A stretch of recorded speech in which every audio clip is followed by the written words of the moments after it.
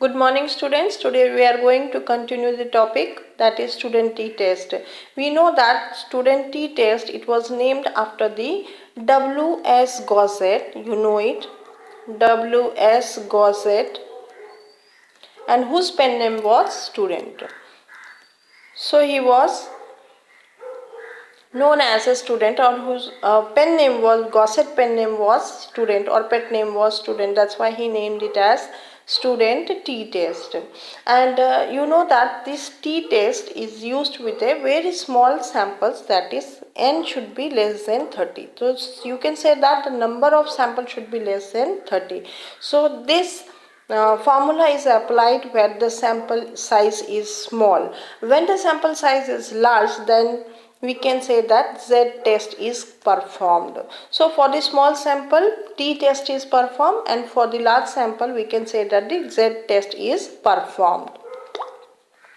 Now coming up to the topic, that is unpaired t-test.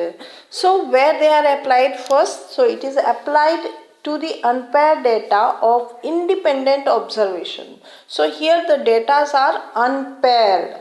Always remember that the data are unpaired and data of independent observation made on individuals of two different or separate groups.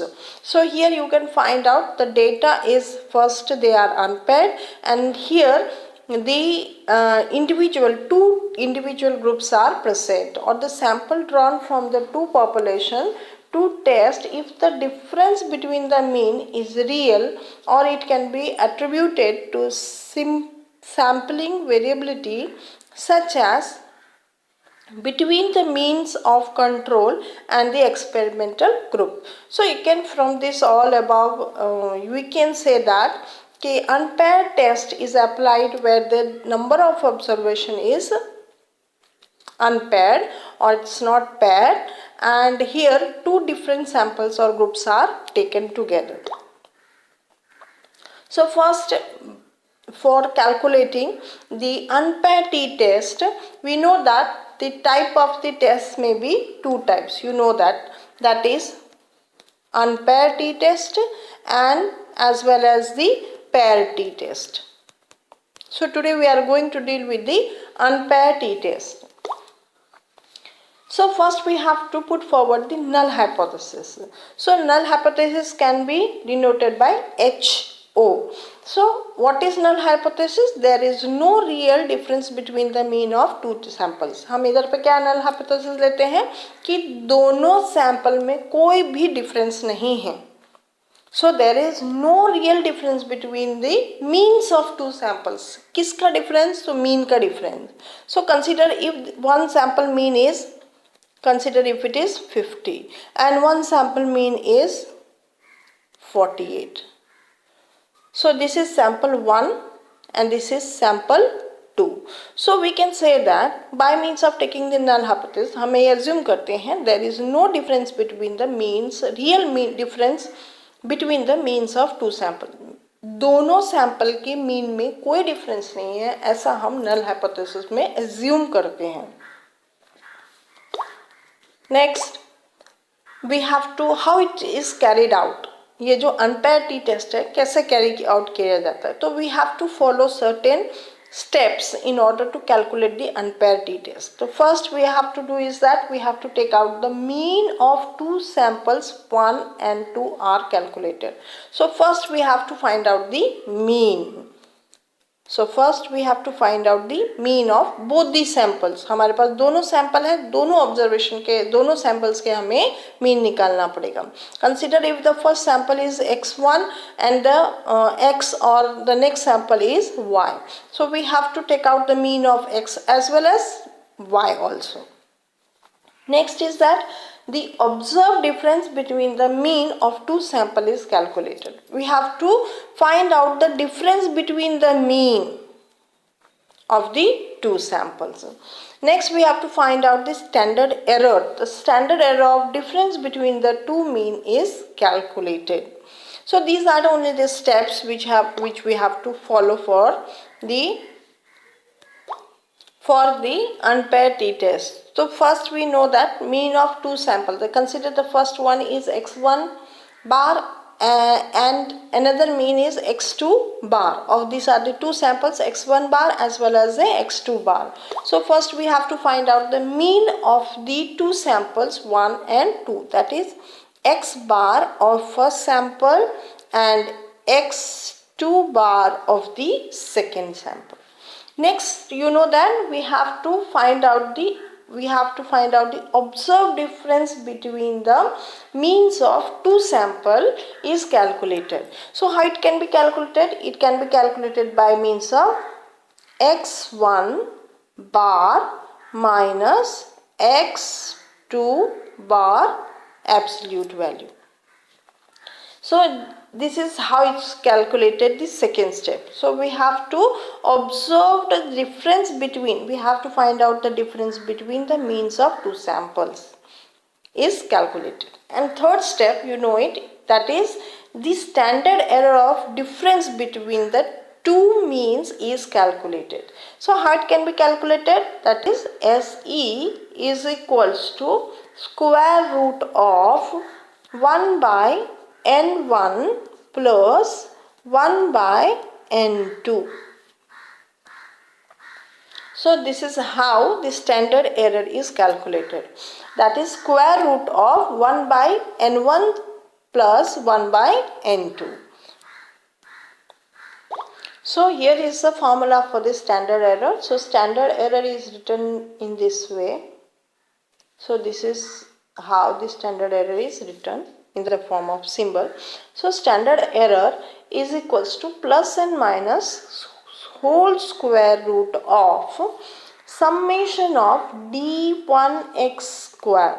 Here d1 dx1 the whole square plus summation of dx2 the whole square divided by n1 plus n2 minus 2. This is the formula for the standard error. What is dx? Dx is the deviation from the mean of respective population. So what is dx? It is the deviation. Deviation from the mean. And what is n? N is the total number of individuals in the respective population. So this is total number of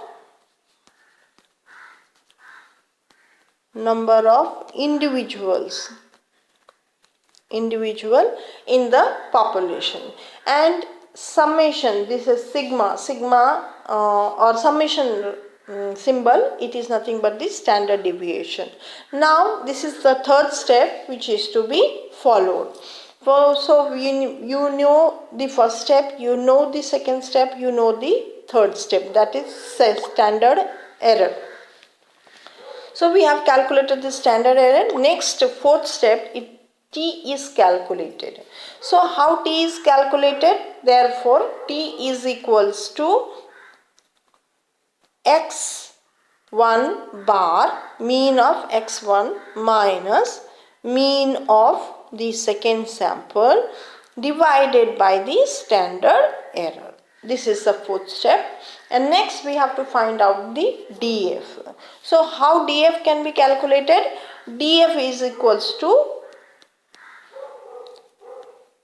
n minus 1 plus n2 minus 1. That is totally, you can find it, you can write it out as n1 plus n2 minus 2, where n1 is the first observation, number of observation, n2 is another observation, a second sample observation, minus 2. So this is how the DF can be calculated.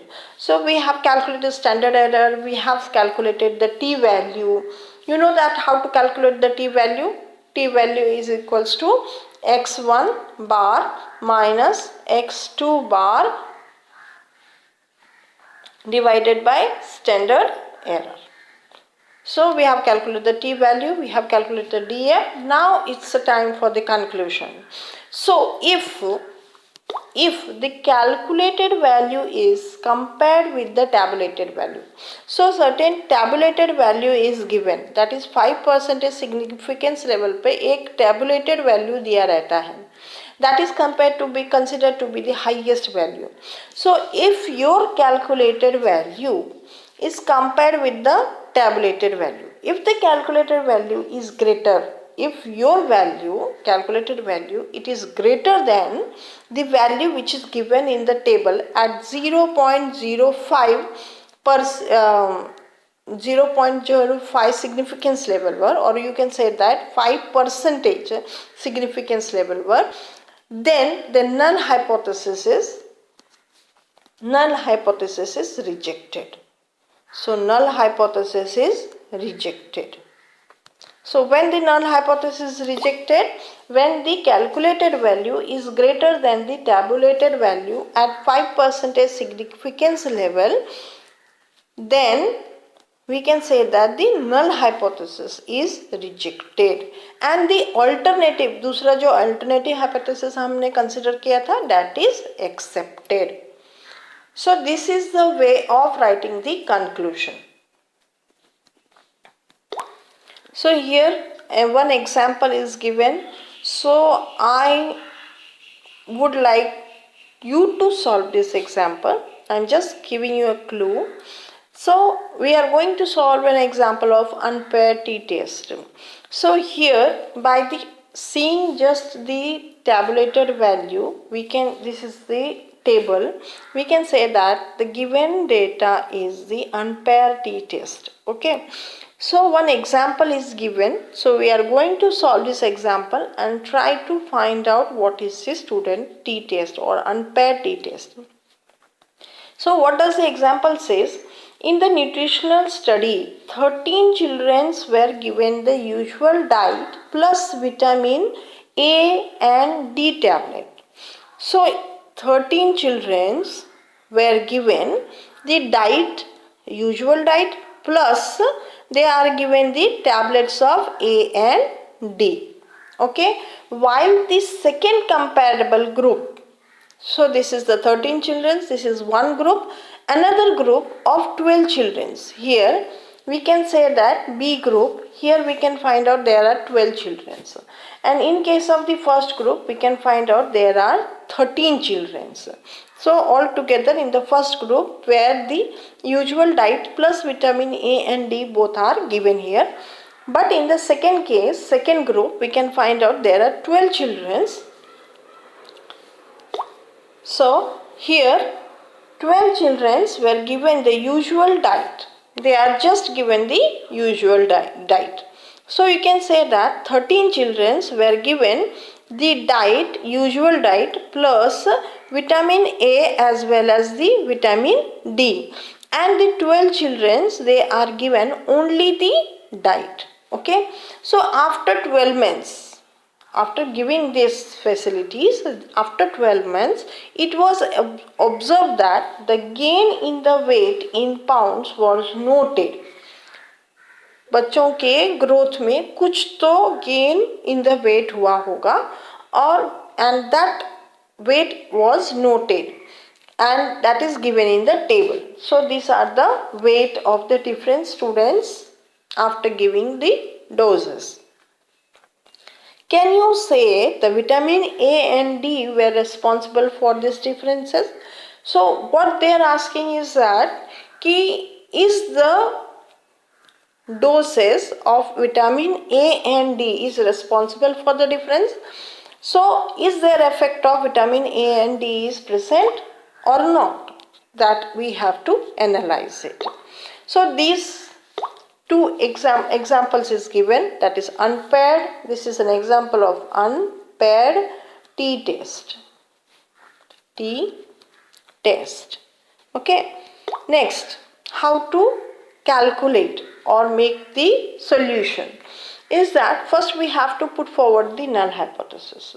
So what is the null hypothesis? Vitamin A and D are responsible for the gain weight of differences. So what it is said, can you say the vitamin and D are responsible for the differences? We used to say null hypothesis क्या रहता है हमेशा yes. We used to say that yes, vitamin A and D are responsible for the gain of weight differences. We used to say that. Okay, means somewhere the doses of vitamin A as well as D consider we say that both these tablets, they are responsible for the gain in weight differences. So we have to put forward the another hypothesis, which is just opposite of the null hypothesis, that is alternative hypothesis. So alternative hypothesis can be represented as H1 and null hypothesis is represented as H0. So alternative hypothesis, what does it say? Vitamins are not responsible for the weight gain difference. So null hypothesis, if we say vitamin A and D responsible, then what we have to take as alternative hypothesis is that they are not responsible for the weight gain differences. Okay, so both the hypotheses are just opposite of one another. Now coming up to the calculation, we know that here first sample is given. We know that the first sample 13 children's weight gain is given. Right from this is X, consider if this is X and this is Y sample. Then we have to put it in the table. The table will look almost somewhat like this. This is a serial number. So here we have represented 5, 3. This is the X variable. So the X variables are 5, 3, 4, 3, 2, whatever it's given there, the data 5, 3, 4, 3, 2, 6, 3, 2. In this way we have to enter the weight gain by means of the first group of 13 children. So here we have entered it. Now we have to find out the difference, deviation. So deviation is X minus X bar. So in this way you have to prepare the table. Here we have written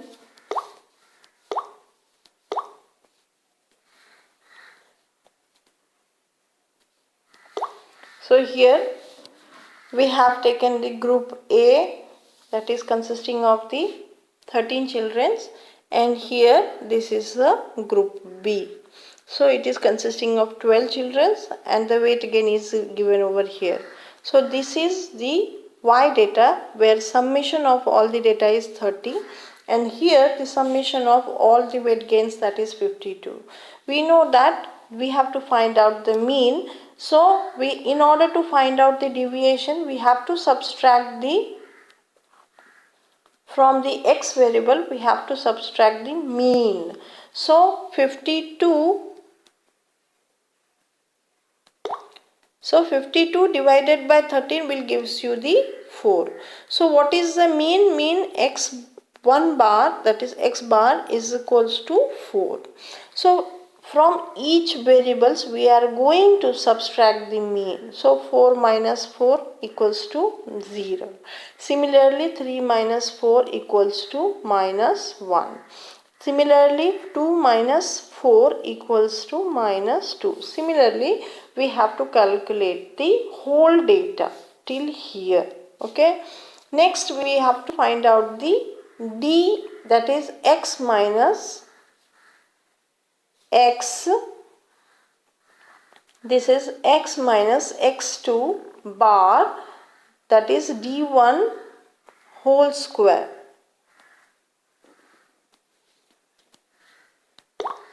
Next what we are going to do is that we are just making it a square. So this will be the D1 square. So D1 1 square, it's 1, minus 1 square is also 1, 0 square 0, minus 1 square 1, minus 2 square, that is equal to 4. What we are going to do is that we are first finding out the deviation, then we are going to make it a square. Similarly we have to make out the same procedure for the group B. So here consider the group B we have taken as Y. So we have written here the weight gains by the 12 children, that is summation of all these gains, weight gain is equal to 30. Sorry, it's 32. So 32 we have to find out the mean. So we know that 32 divided by how much? 12. Sorry, it's not 32, it's 30.